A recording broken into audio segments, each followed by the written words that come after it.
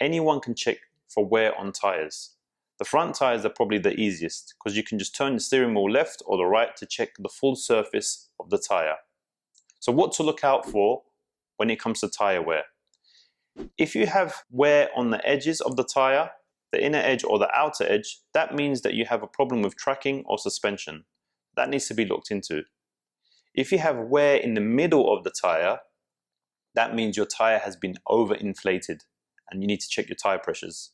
If your tyre has cracks in it, like wrinkles or lines, that indicates that your tyre is old and it should be replaced. There could also be sidewall damage, whether the inner or the outer. It's more common to have sidewall damage from the outer, from where you park your car, or if you was to hit a pothole. So if there's rips or cuts on the sidewall, you need to get it looked at in a workshop just to make sure that that is safe, or if your tyre needs to be replaced. So if you need to change your tyre for some reason, you can see the size and the brand of the tyre on the sidewall of the tyre. So let's just briefly talk about what the numbers on your sidewall actually mean.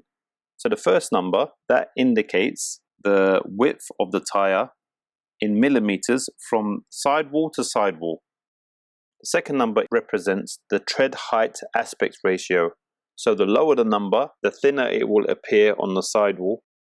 The letter R represents the radial construction of the tyre, which is the most common type of construction. And finally, the last number is the rim size in inches. And that's basically it.